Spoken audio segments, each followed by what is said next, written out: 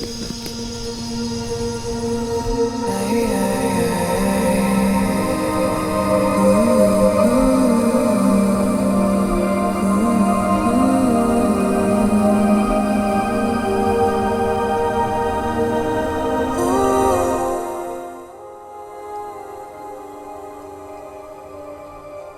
am Elizabeth Viljoen, the Public Relations Manager for Toastmasters New Zealand North, District 112. Today I am interviewing Adele Hauwai, who is a member of Dinsdale Toastmasters in Hamilton.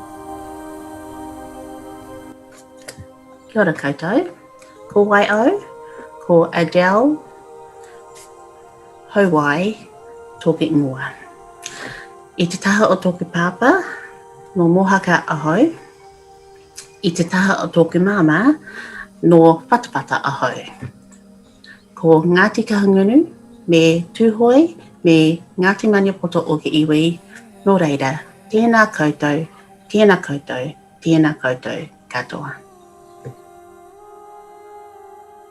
First of all, I want to congratulate you on having your TEDxRuakura talk published. I know they are very strict, and it is really an honor when they do accept your video for the TEDx channel.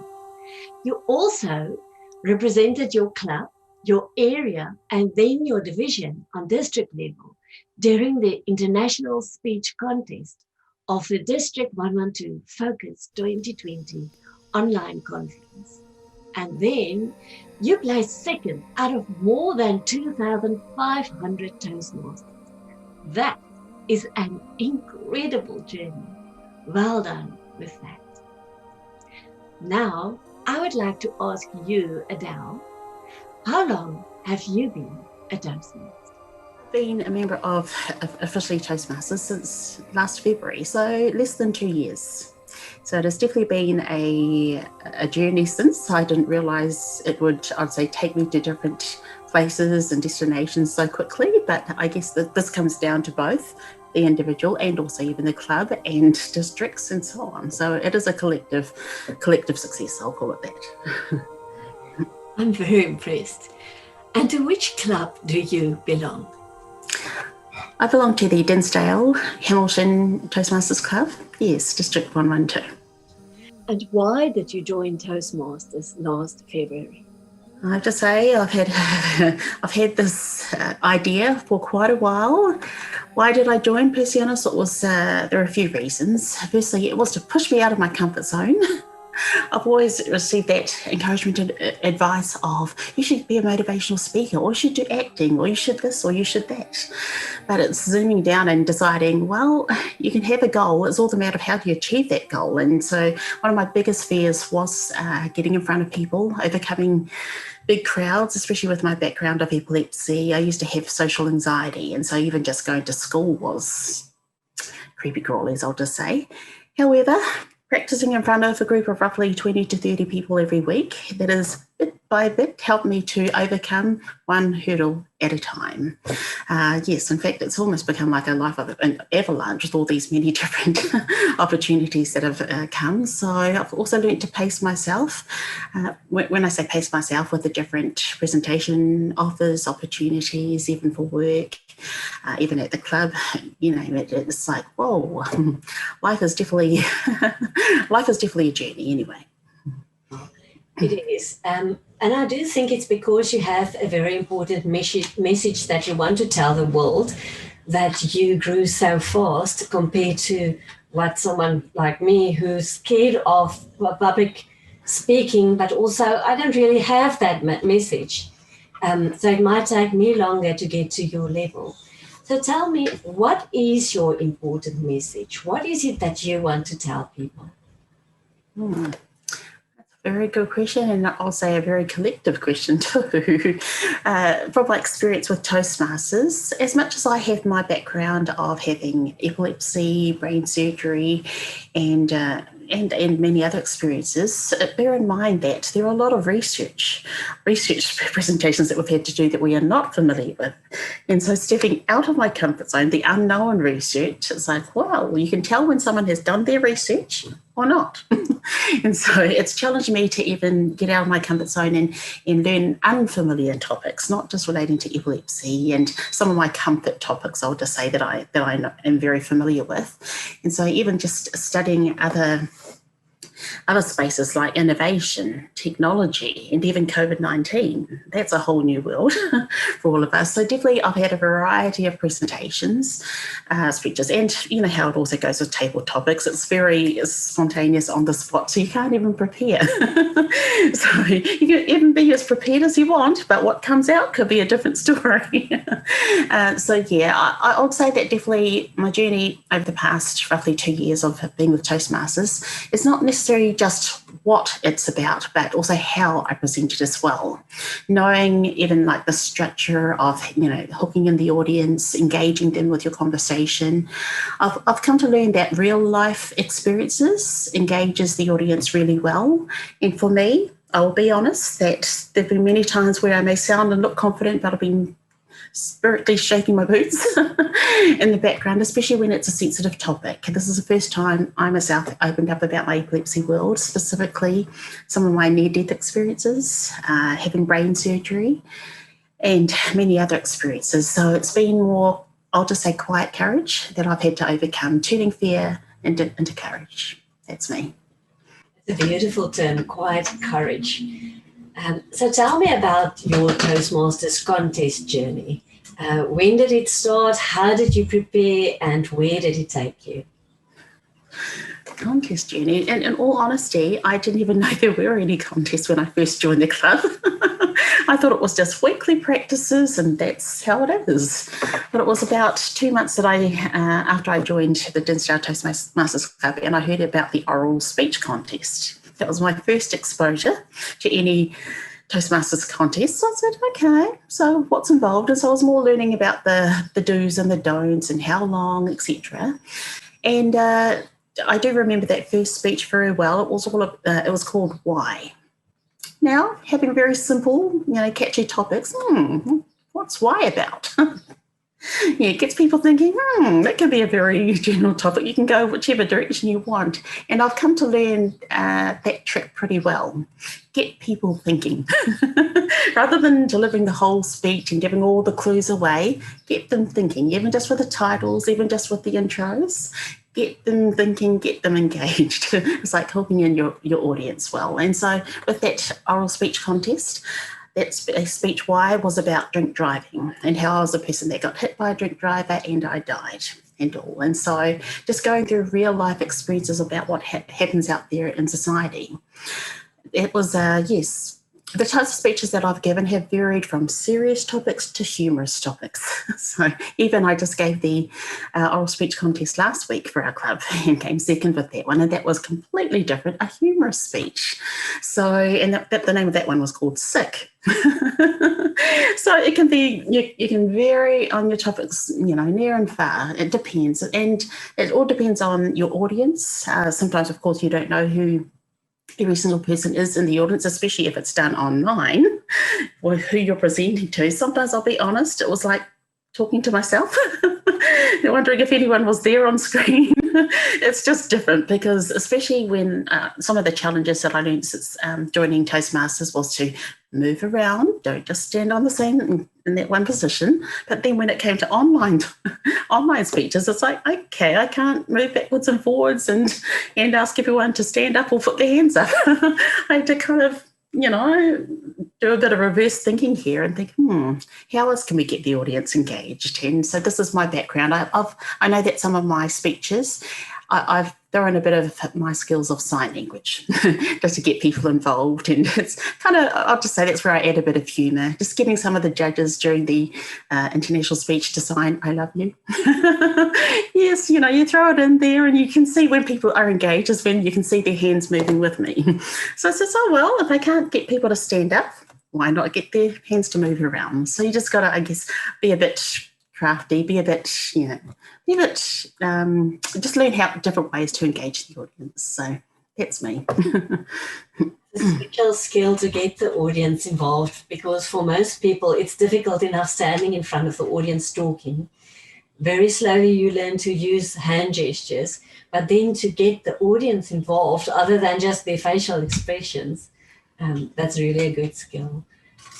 So some of our listeners might have the aspiration to do a TEDx talk. What was the process to take part in that?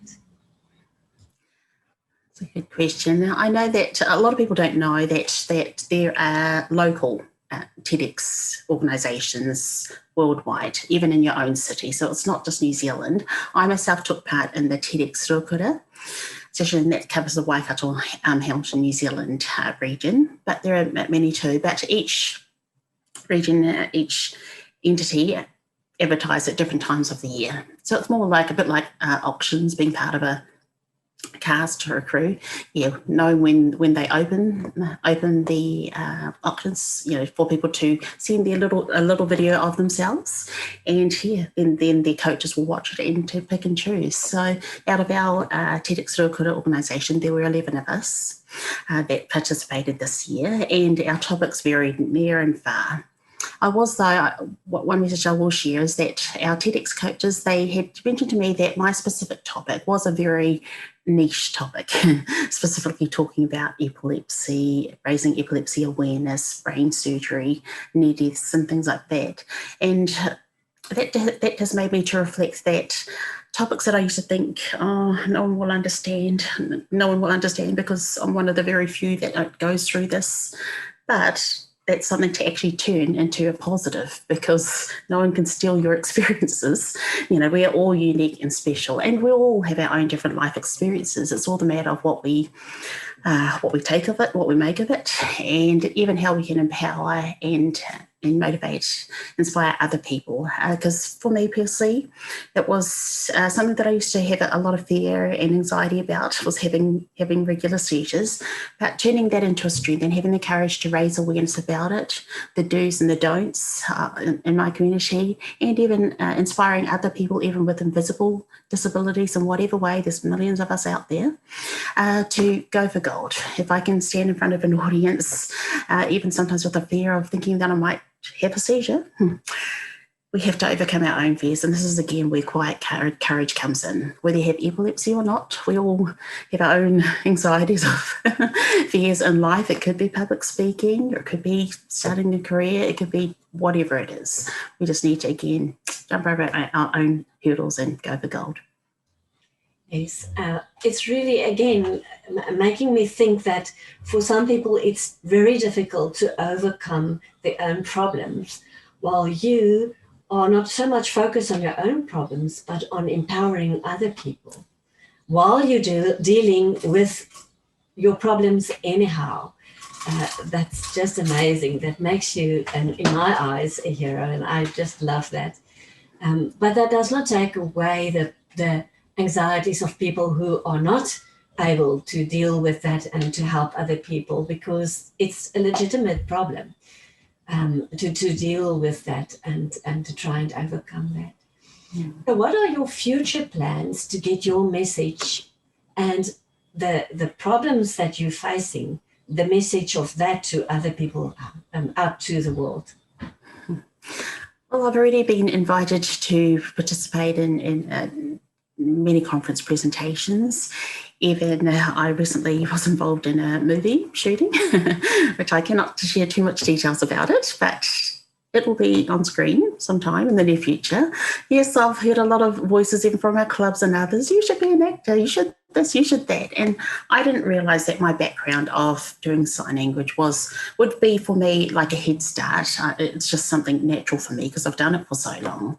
My biggest challenge for me was actually regaining a voice, because being involved in the deaf world, it's a very silent world. It's more hands and sign language. You don't need to use your voice. I didn't realise that I was a quiet speaker when I first started Toastmasters, and one of the first feedbacks method improvements was to speak up.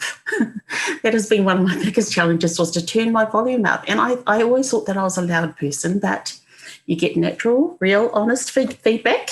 We couldn't hear you. We can't hear you. Speak up. Slow down. All of the above. Cut out the ums. And at first it was, a bit frustrating because I thought that I was naturally loud and I didn't want to shout the world down. But in saying that, for the past 2 years, it has definitely taught me a lot about vocal variety, adding real meaning to what you're talking about, just like how it was when I gave my TEDx talk. It's being realistic about how there was experiences when I had seizures that I had to scream. It says, scream. When you have to scream, scream. Add meaning to it rather than just being the outsider, the third person narrator. Sometimes you have to actually go into the role and be the first person you're at. And that's what I learned a lot in the past with sign language. Rather than just being only the narrator, outside speaker, it adds a lot of impact when you actually go into the character and actually be this. Now, I'm not saying that you have to be an actor or an actress or anything like that. That's great. But it adds meaning when people can actually see the story come to life. And so that in answer to your question, I have already received different offers, even with other epilepsy worldwide organisations who are wanting me to proceed to help encourage others who have whatever challenges. Even next month, I'll be presenting at the World Indigenous Business Forum online as well. I've been invited to different conferences. Plus, even this year, I set up my own business, Healing Innovation Hub, specifically focusing on Indigenous cultures, motivational speaking, to help everyone become successful in their own ways, which we all can do, whether it be as quiet or as small as being you, or no, that's big actually, being a parent, work, career, education, whatever it is. We all have our fears, but it's even pushing past this imposter syndrome, thinking that we're not good enough, because I remember it all when I was just about to give my presentations. Oh, did I say this? Did I even want to get off stage? Oh, I missed this, but no one else knows. Only we do. Maybe TEDx, they have the scripts. They are very word for word. That's one difference I noticed with Toastmasters. That, Toastmasters, even for the international speech contests, no one else knows what you forgot, even if you did or didn't, but because there's no official script to hand out to the audience. But with TEDx, they have your scripts. They say word for word. And yes, it was a very interesting journey, how it was with Toastmasters compared to TEDx. But of course, it's a one-off speech. Yeah, Toastmasters ongoing. Oh, well, if you made any different areas, whatever it is, you can always try again next week. That's what I've learned. So in terms of the future, I believe it's just like sometimes if you can't find a door, create your own, build your own door. And that's what I've done in both setting up my own organisation, Healing Innovation Hub, getting involved in motivational speeches, even for Indigenous cultures and many other people to, again, having to overcome invisible challenges, even traumas, even mental health spaces. I know that these are sensitive spaces, but it's those areas that there's not many people to compete with. Yeah, it takes a lot of courage to be able to open up, be authentic, to be the real you. And so I tell myself sometimes when I get offered or asked to speak at different conferences, I think about, okay, what did I learn from the international speech contest and other experiences? Okay, if I got through those 7 minutes roughly, I can do it again today. So you just got to, it's a lot of self-talk, self-courage and do. And so that's kind of one of the main reasons why I overall joined Toastmasters. Going down this path was to overcome my own fears and to gain confidence, gain courage, and to be my real authentic me. It's wonderful to be part of Toastmasters because of that encouragement. When you take part in a contest, then for a day or two, people will congratulate you and everything is fantastic. And then they forget again that it was amazing that you did it. And it's as if you can just disappear. But then you go back to your club and they encourage you week after week or month after month, depending on how often you are there. And that we do need that, is, to be encouraged and to even if it's self-courage, it helps to have a support system. So that's why I do love going back to Toastmasters. And they are not there to point fingers at you. You did this wrong and that's wrong. They are there to help you to grow and mostly focus on how you can become the best version of yourself. Adele, thank you for being so courageous. You wanted to say something else. Yeah, there was just one thing that I learned, and I just never knew I'd even learn it while joining Toastmasters, is that I used to be a very serious speaker. It had to be very it had to be documentaries and very serious talk, but definitely over the past 2 years, I've learned how to gain a sense of humour. I've learned how to it's okay to, joke. It's okay to throw out jokes to the audience. It's okay to engage the audience. And it's okay to laugh during it. And in fact, humour is what's helped me to cover some of my errors. Sometimes when I've, my my oral speech contest this week was about sick, and I forgot a word, but I just coughed as though it was part of the speech. And they thought it was humorous, but really, in my head, I forgot what to say. But they think it's just all part of a part of just being sick. But really, you've got to learn how to just sometimes add a bit of laugh to life. And so that's what I've learned is, to mix up a lot of my topics so that, it's above and beyond all the many different things that are happening out in the world, even doing online speech contests or even club meetings because of COVID-19. We've also got to pull out the goodness out of life and just sometimes, just add a bit of humour to life. And so that's one trick that I've definitely learned, especially from other club members. So, he knows how to do a joke. I'll try it this week. And my first time I tried adding humour to my speeches, it's like, is anyone going to laugh? It was just worrying about because I was just so used to the serious me. But, I've learned to week by week try something new. And in fact, they're quite used to my humour now. So it's been definitely, you've got to you've got to learn to enjoy life. And so that's one big takeaway I've learned over the past few years. And that definitely involves other club members to, just have fun. It was a great Christmas party that we had last week too. That's wonderful to hear. Yeah, definitely have fun. And when you have fun, then people around you also have fun. But it's a brave step to take that. Or to try to do humour in your speech the first time, because you don't know whether people will understand your sense of humour, whether they will find funny what you find funny. And I can only imagine in an online contest where you can't see people's reaction, how do you know that it's a funny speech if there's no one reacting to it?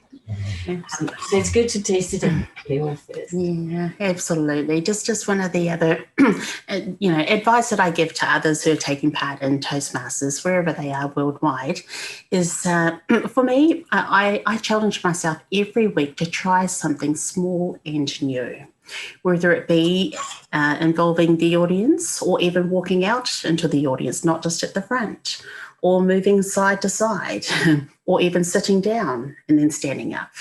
It's just some of my own personal encouragement. And sometimes it was even twisting some of the rules a bit, I'll just say, like rather than just, good evening, ladies and gentlemen, Toastmasters, I'd throw in a quote first and then introduce myself. And that's what I noticed even taking part in the International Speech Contest. None of us ever straight away introduced ourselves.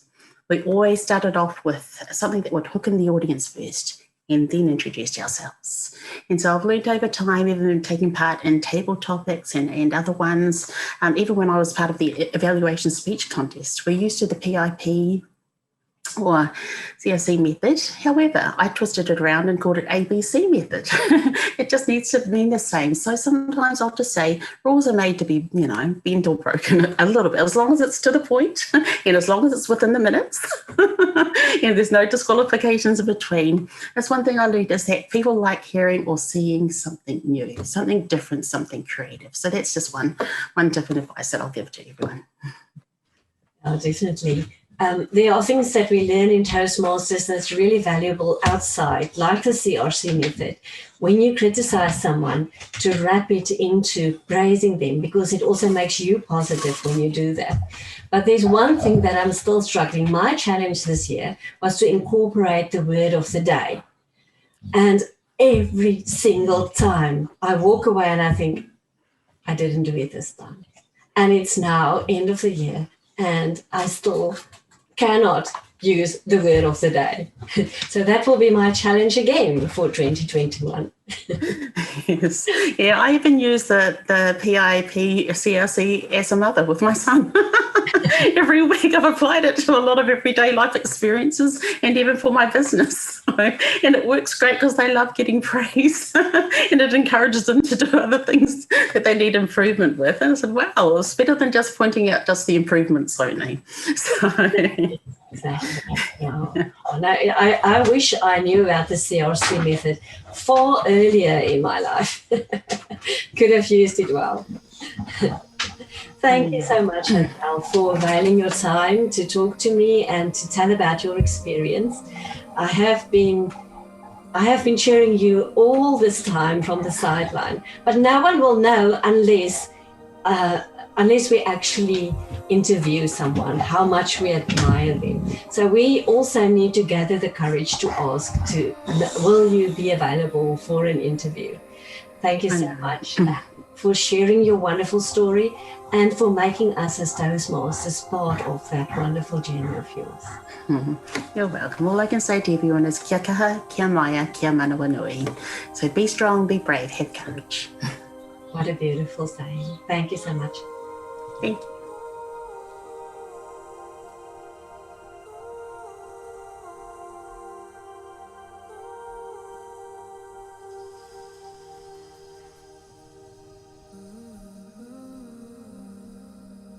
One thing I also learned with even table topics, weekly table topics, is that when you get given a topic, I've learned to flip topics over quite easily.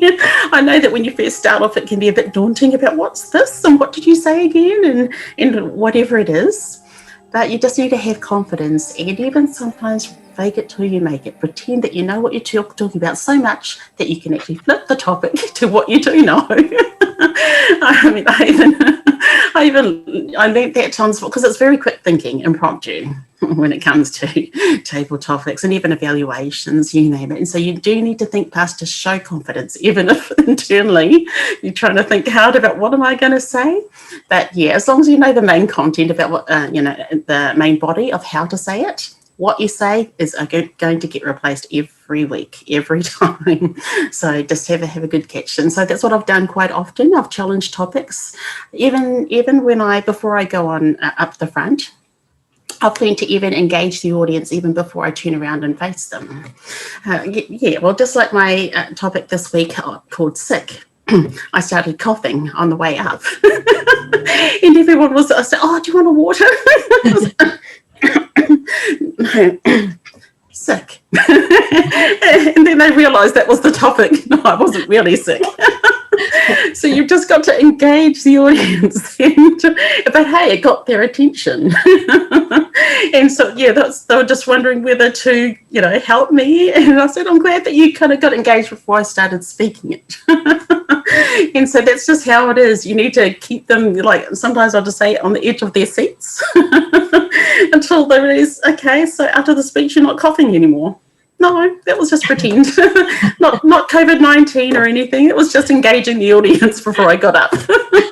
So you just got to learn, little tricks of the trade over time of how to engage them, and even other times like getting everyone to do sign language with me, or even walking out to the audience, because even last 2 weeks ago, I gave a speech about making kakahu, and that's Māori cloaks, feather cloaks. And so everyone, they just had 2 strings in front of them. They didn't know what they were going to do with it. So to engage them with a brand new topic that they've never heard of before, they learned how to weave. And that was just in 7 minutes. And so I said, so you just learned to cross a white string with a black string? You're a genius. And yeah, it's just very simple, but just a lot of people don't know how to do simple things. And so therefore, so it's just going, walking around the tables and through and coming back. It's not always only at the front. And especially if your challenge is to engage the audience and get their attention and get them excited with what they're learning, something new, something different, well, nothing better to actually get them to do it with me. So yes, you have times just like contests where it's all about you and all the 7 minutes is all about you. And same thing with my TEDx talk, that was 15 minutes, so it's definitely only about myself. However, there are other times when you just need to engage the audience and get them to present to you. So you learn the tricks of the trade over time. In TEDx Talks, you cannot involve the audience as much as you can if you have to give a long speech in Toastmasters. Yes, absolutely. It was very different because I had to reword a lot of my speech to only include me, because I'm so used to asking questions and everyone, putting up hands, things like that. But no, this time it was all about me, I, rather than you. And so I definitely had to, reword a lot of my speech because I was just so used to the Toastmaster style of including everyone. Now it's only including me, but, with the world. And so it was very interesting how I had to kind of get used to it. Plus also only walking around on a red mat. And so we couldn't go out of the mat space area. So that was one challenge. And I know I've received feedback in the past that because of my sign language habits, I've had to sometimes learn to tone down my hands to just keep my body language simple, because sometimes I get so excited that I get engaged with it. And also I've had to sometimes just learn to super glue my feet to the ground because I'm so used to walking around the room and engaging the audience, because that's just my style and way of trying my best to get everyone involved. However, if you've only got a red carpet circle to walk around in, so, okay, I just have to learn to so it's a lot of non-verbal habits that I had to work on, not just the speech, the presentation, because they also, what the audience feels and knows when you know your stuff. They trust that the message that you're sharing is real and it's believable and all, but it's also working on the non-verbal cues, when to break eye contact, when to look this way, and then a brand new topic, look that way. So audience engagement, eye contact, when to also voice variation, when to stand still versus move around. So there's all these non-verbal cues as well. And so definitely I've applied a lot of these principles even back to Toastmasters. And even some of my speeches I've given specifically about TEDx talks and about public speaking, about even what to do with your feet. And how you can, it's okay to tap your feet when you're talking about a certain topic. It adds emphasis and all. So there's just different tips that I've shared along the way. I thought I'd share. That's wonderful. And do you also go to a group for TEDx, or did you just needed to learn all of this by yourself? TEDx, well, it varies for each full club. Each entity. However, it was about 4 to 5 months of training, and it was every fortnight roughly that we got training. And so first of all, it was just sharing your message, and then after my first presentation, it was a lot of no, go. I said, oh. But however, what you want to share, which I'm used to with Toastmasters, because it's my speech and no one else, I can share whatever I want. But I had to get used to what's called bumpers. That they said, no, it needs to be smooth, it needs to flow, no bumps in between. And a lot of coaches, they have very good eye and ear for detail. No, that's off topic. No, not necessary. Just one word, not 10. I said, oh. And so therefore it's having to trust that one word can give the same message as 10. And even though I'm scratching my head, how does it happen? But this is because I remember this specifically when I spoke about my brain surgery.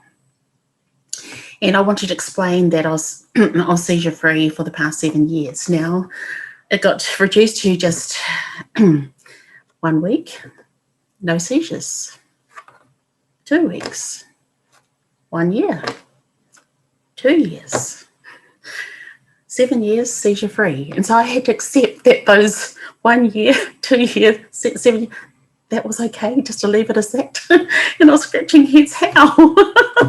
But you just have to trust, let the audience think for themselves. Yeah, we can't always just put, word everything. You need to let them think for themselves, because that's what gets audiences engaged, I feel, is when you leave them thinking. The same with writing, but sometimes you feel that you cannot trust them to understand things the way you do. Or when you're in a writing group and you read it to someone and they just, we don't get it.